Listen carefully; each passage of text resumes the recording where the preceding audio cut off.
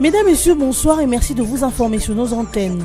Enfin, le contrat pour le projet Inga 3 a été signé entre l'Agence pour le développement et la promotion du Grand Inga et le consortium China Inga 3 de la Chine et Pro Inga d'Espagne.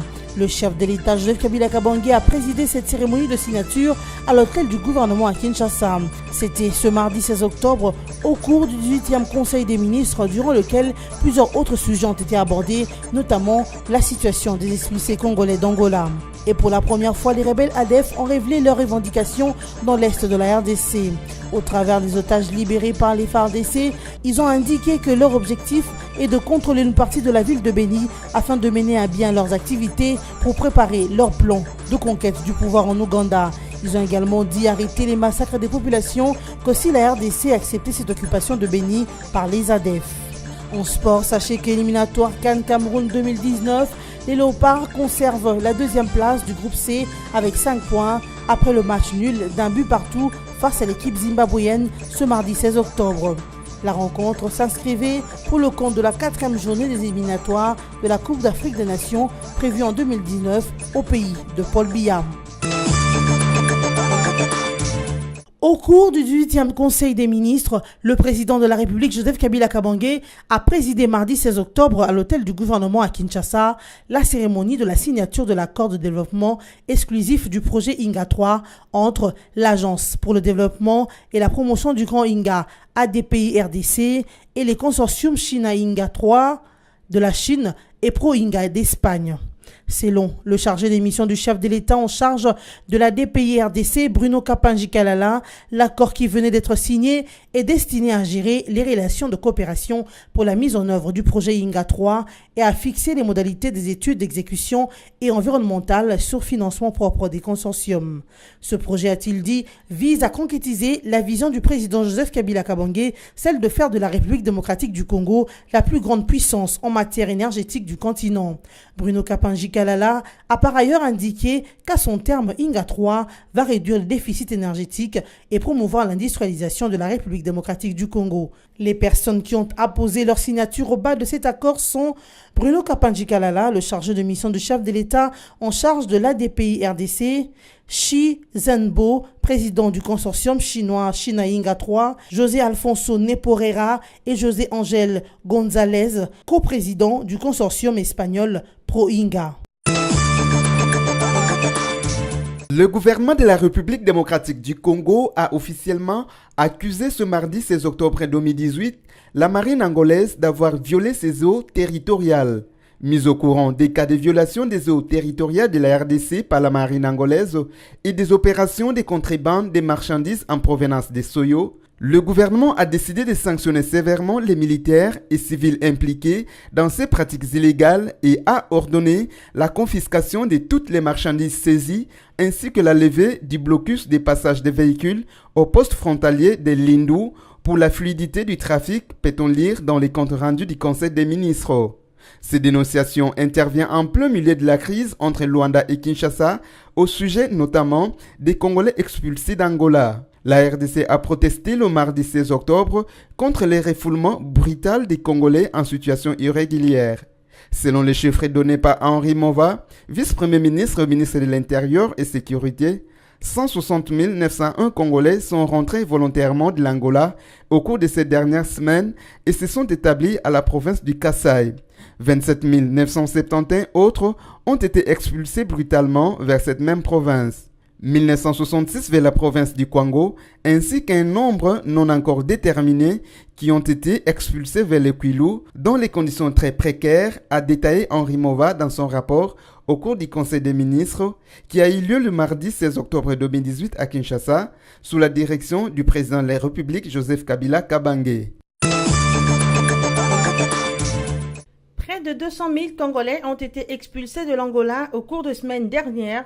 8 000 sont arrivés à Luiza dans la province du Kasaï central et d'autres sont éparpillés à travers le province. au cours de la 18e réunion extraordinaire du Conseil de ministres présidée par le chef de l'État Joseph Kabila ce mardi 16 octobre 2018 à l'immeuble du gouvernement, l'exécutif national qui condamne les violations de droits de l'homme et le perte en vies humaines provoquées par ces expulsions a décidé d'actionner le Fonds spécial d'assistance humanitaire en faveur de Congolais renvoyés de terres angolaises qui se trouvent dans des conditions précaires. L'équipe Chibala a également résolu d'envoyer une délégation sur tous les sites où sont disséminés les expulsés du pays de Joao Lourenço pour palper du doigt les conditions dans lesquelles ils vivent. Ce, pour leur apporter de la part du gouvernement un soutien tant moral que matériel. Selon le compte rendu de cette réunion de ministres, le gouvernement a instruit le ministère sectoriel d'accélérer la mise en œuvre des mesures adoptées en vue de permettre aux gouverneurs de provinces concernées d'assurer la survie, l'encadrement et l'évacuation de ces citoyens congolais vers leur localité d'origine. Cependant, le gouvernement congolais accuse Luanda d'avoir méprisé les accords existants en la matière entre les deux nations, notamment la Convention sur l'établissement et la circulation de personnes et leurs biens, signée dans la capitale angolaise le 3 décembre 1999. L'Afrique du Sud se range aux côtés de la RDC pour demander à la MONUSCO de présenter son plan de retrait définitif, estimant que la RDC peut désormais se prendre en charge sur le plan sécuritaire. La République sud-africaine se range du côté de la RDC pour demander le retrait progressif de la mission onusienne. La ministre sud-africaine des Relations internationales, Lindiwe Sisulu, l'a déclaré ce mardi 16 octobre 2018 à Kinshasa, au sortir d'une audience lui accordée par le président Joseph Kabila Kabange, à qui elle a été allée faire le rapport des travaux de la 11e session ordinaire de la Grande Commission mixte RDC-RSA tenue du 15 au 16 octobre 2018 à la Cité de l'Union africaine. Nous avons endossé la position de la RDC, a déclaré la patronne de la diplomatie sud-africaine, qui a également estimé que la RDC peut se prendre en charge sur le plan sécuritaire. Cette position est issue de la convergence des vues aux travaux de la Grande Commission mixte où il a été noté que la mission des Nations Unies pour la stabilisation de la RDC MONUSCO devrait présenter son plan définitif. Comme à plusieurs autres occasions antérieures, le chef de l'État congolais avait réitéré cette demande du haut de la tribune de la 73e session de l'Assemblée générale de l'ONU tenue fin septembre à New York. 20 ans après le déploiement des forces onusiennes dans mon pays et en raison de leurs résultats largement mitigés au plan opérationnel, mon gouvernement réitère son exigence du début effectif et substantiel du retrait de cette force multilatérale MONUSCO, avait-il déclaré. Auparavant, Joseph Kabila avait rappelé ses observations de la 72e session lorsqu'il notait que la RDC avait réussi à inverser la tendance dangereuse au centre du pays et à améliorer significativement la situation pendant qu'au nord-est, les efforts méritoires fournis par les forces de défense et sécurité nous permettaient de contenir les attaques terroristes. Et de constater ensuite qu'aujourd'hui, la paix s'est consolidée au centre du pays, comme en témoigne le retour des familles autrefois déplacées du fait de violences. Lancement ce mercredi 17 octobre 2018 de la formation technique de haut niveau dont les bénéficiaires sont les techniciens de la CENI en provenance des 26 provinces de la RDC. C'est dans cette perspective que Miru System, fabricant sud-coréen de la machine à voter, a dépêché une équipe de 7 techniciens à Kinshasa et sont arrivés ce mardi 16 octobre 2018. Ce, pour renforcer les capacités des techniciens congolais sur les softwares et les hardware pour une bonne prise en charge de la machine à voter selon la centrale électorale. Sean Kwang-cheol, project manager de Miru System et chef de la délégation, a d'abord remercié le président de la CENI, Corneille Nangaa, pour la collaboration avant de les rassurer que sa firme prend très au sérieux la question des prises en charge techniques, en vue de s'assurer qu'au jour des élections, tout problème technique soit résolu avec promptitude et délicatesse. La CENI a commandé à Miru Systems pour un montant de près de 150 millions de dollars américains et par l'intermédiaire d'un contrat de gré à gré, un peu de plus de 100 000 machines à voter, dont environ 20 000 sont déjà à Kinshasa. La CENI estime que ces machines à voter permettent de réduire les temps de vote et la période d'attente de l'annonce des résultats, la fraude électorale ainsi que le coût global des élections. Réunie en session extraordinaire mardi 16 octobre, la coalition des partis politiques de l'opposition au Nord Kivu, regroupant en son sein quelques membres de la plateforme Ensemble pour le changement de Moïse Katumbi, rejette en bloc toute initiative tendant à organiser des manifestations publiques. Elle estime que présentement, ces manifestations sont inopportunes et contre-productives à la machine à voter et au fichier électoral. Cette démarche risquerait de conduire à un énième glissement préjudiciable aux attentes du peuple prêt pour l'alternance le 23 décembre prochain. Ainsi rapporte 7sur7.cd, ce regroupement pense qu'à défaut d'entamer une quelconque démarche des pourparlers avec la CENI en vue d'un consensus, il exige à sa hiérarchie de se prononcer ouvertement et sans délai sur la participation ou le boycott du scrutin du 23 décembre 2018. Notons que la coalition des partis politiques de l'opposition regroupe en son sein le RCD-KML, l'UNAFEC, le FCR, l'UREC, le MLC et le PTC. 13 otages ont été libérés par les FARDC ce week-end dans l'est du pays. À travers eux, les rebelles ADF ont adressé pour la première fois leurs revendications aux autorités congolaises. Nous avons été acceptés par le gouvernement congolais et nous avons le contrôle sur une partie du territoire de Béni depuis les années 1990. On dit ces otages aux autorités de Béni, leur transmettant ce message de la part des ADF. Depuis un temps, l'armée congolaise a lancé des offensives contre nos bastions et les a contrôlés. Cette traque a bénéficié d'un apport important de la population locale qui dénonçait aux forces congolaises nos positions. Voilà ce qui explique notre hostilité sur les populations. Ont poursuivi les personnes libérées.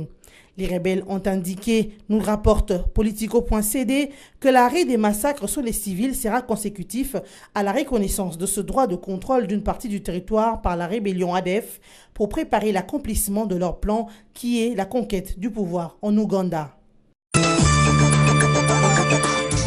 L'épidémie mortelle de la fièvre hémorragique à virus Ebola dans la province du Nord Kivu, à l'est de la République démocratique du Congo, continue à faire parler d'elle. Pour une riposte plus efficace contre cette maladie, la mission des Nations Unies dans le pays a offert son accompagnement au gouvernement congolais dans cette lutte.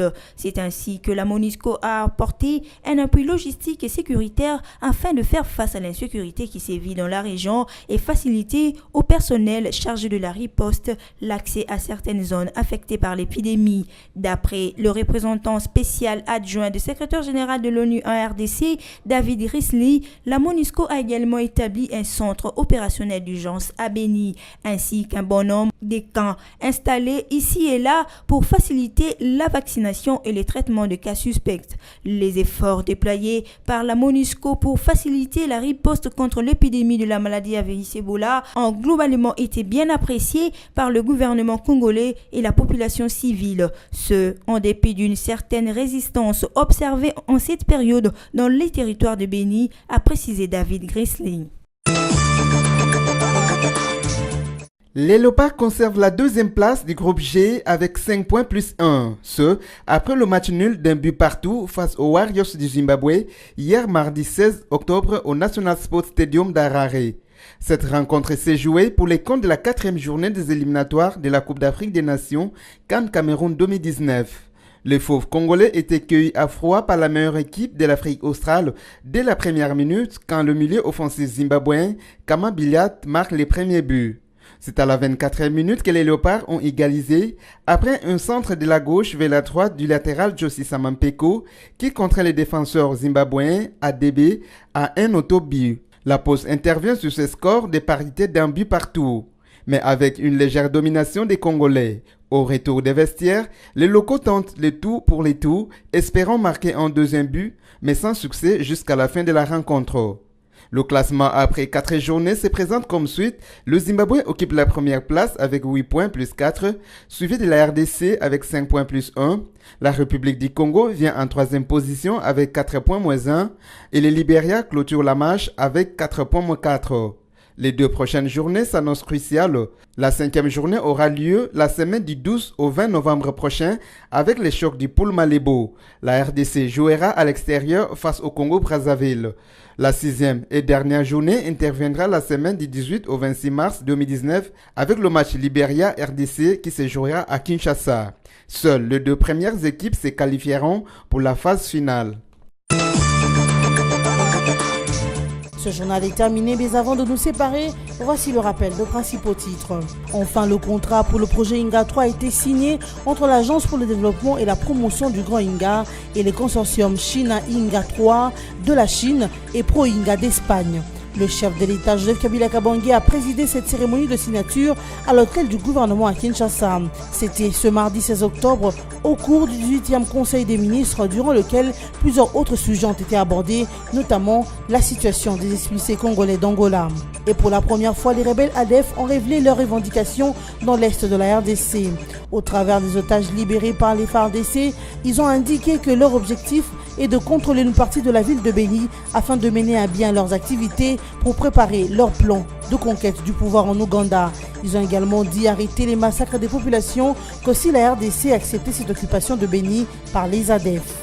En sport, sachez que l'éliminatoire CAN Cameroun 2019, les Léopards conservent la deuxième place du groupe C avec 5 points après le match nul d'un but partout face à l'équipe zimbabwéenne ce mardi 16 octobre. La rencontre s'inscrivait pour le compte de la 4e journée des éliminatoires de la Coupe d'Afrique des Nations prévue en 2019 au pays de Paul Biya. Fin de cette édition d'information, merci de rester avec nous.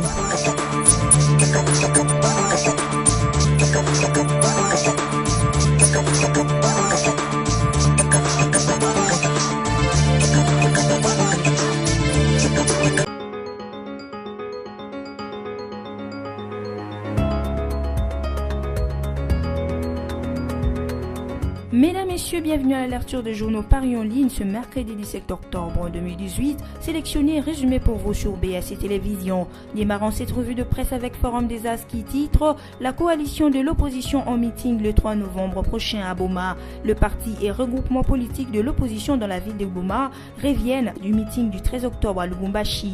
L'opposition dans cette ville du Congo central a saisi lundi 15 octobre le maire de la ville pour l'informer du meeting qu'elle entend organiser samedi 3 novembre prochain. Dans une correspondance parvenue à certains médias en ligne, ces représentants des partis et regroupements politiques de l'opposition à Boma appellent le numéro 1 de cette ville à prendre des dispositions qui s'imposent pour sécuriser les personnes et leurs biens. Il est prévu, selon le même source, que ces meetings se tiennent à l'explanade de la commune de Kalamou de 10h à 15h. Parmi le parti et regroupement politique de Boma signataire de la lettre au maire figure entre autres le Mouvement pour la libération du Congo, l'Union pour la démocratie et le progrès social, l'Union pour la nation congolaise. La dynamique de l'opposition, les formations politiques qui vont relayer à cette occasion Kinshasa vont sans nul doute exiger la tenue des élections crédibles, transparentes et apaisées, tout en rejetant l'usage de la machine à voter avant d'exiger le nettoyage du fichier électoral. Poursuivons cette revue de presse avec actualité.cd qui écrit RDC présidentielle, j'ai l'impression que j'aurai beaucoup de chances d'être proclamé élu. Devant le membre de la plateforme de communauté dirigée par Célestin Bouyou mardi 16 octobre dernier, Ramazani Chadari, candidat du Front commun pour le Congo, a affirmé qu'il aura plus de chances d'être élu président de la République lors du scrutin du 23 décembre prochain. Chadari dit s'appuyer sur les caractères sociologiques des élections en Afrique, vu que ces élections répondent aux aspirations de communautés des bases. Ramazani Chadari a également annoncé la mise en place dans les prochains jours de son équipe campagne qui sera composée de 564 personnes. Toutes les tendances sont représentées. La plateforme de communauté des bases vise notamment à fédérer toutes les communautés des bases de la RDC en vue de soutenir les actions d'envergure entreprises par le président de la République Joseph Kabila et appuyer le choix judicieux opéré pour favoriser l'alternance démocratique en désignant Ramazani Chadari comme son dauphin. Bouclons cette revue de presse avec Okapi.net qui note Ituri, un militaire tue Kasumbuko et Saluboko. Un militaire a tué 4 personnes mardi 16 octobre au village Masumbuko et Saluboko en chefferie de Walundu Tanti dans les territoires de Djougou. Le président de l'association Lori qui regroupe le membre de la communauté Lendo rapporte que ces militaires ont ouvert le feu sur les victimes pour des raisons non encore élucidées. Tout est parti d'une altercation entre ces militaires et un groupe d'habitants dans un village. Les militaires ont alors tiré à bout portant sur les personnes avec qui il était en dispute. Après le drame, le présumé assassin a pris la fuite vers la localité voisine de Saluboko. Chemin faisant, il a rencontré un autre groupe d'habitants qui voulait l'arrêter. Il a tiré à bout portant sur eux. 2 jeunes ont été tués sur place. Le porte-parole de FRDC en Ituri déplore ces drames. Le lieutenant Jules Ngongo déclare que ces militaires est déjà arrêté et sera jugé en situation de flagrance par le tribunal militaire de garnison. Voilà, c'est tout pour ce soir. Merci de votre attention et bonne suite de programmes sur nos antennes.